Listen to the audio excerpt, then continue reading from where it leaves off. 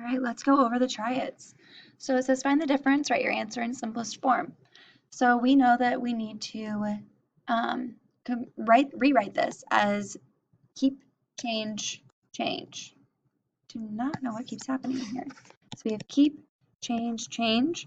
So we have 1/3, add, we change subtraction to addition, and then we do the opposite of our second number, which is positive 1/3. Now we are going to keep our denominators the same because they are the same, so we're going to just leave it there. That is our common denominator. And then we're going to add, because both of these are same sign, so we add and we keep the sign, so we get 2/3. Let's turn this into an improper fraction. So 3 times 3 is 9 plus 1 is 10. So we have 10/3, and that's negative, minus 2/3. So now we have common denominators. So we are going to leave it as our denominator as a 3. We need to rewrite this as keep, change to addition. The opposite of 2/3 is negative 2/3. We're going to keep our denominator. We add because they are the same sign. We have two negatives.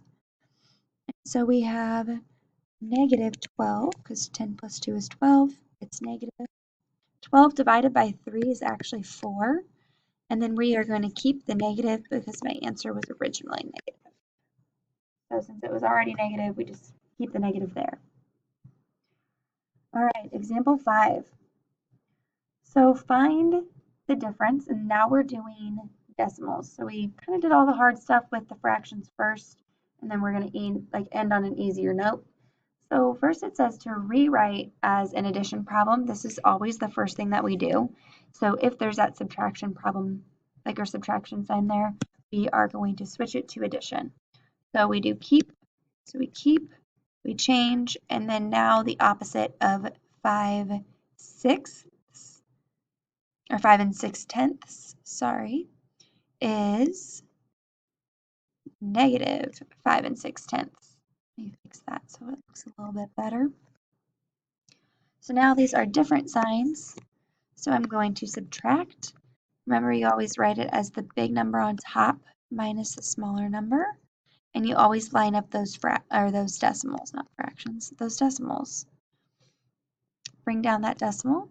So 6 minus 4 is 2. And 5 minus 2 is 3. And then my larger number was negative, so my answer is negative. So my answer is negative 3 3 2/10. Negative 3 2/10. So you are going to solve 4, 5, and 6 of the triads on your own, starting now.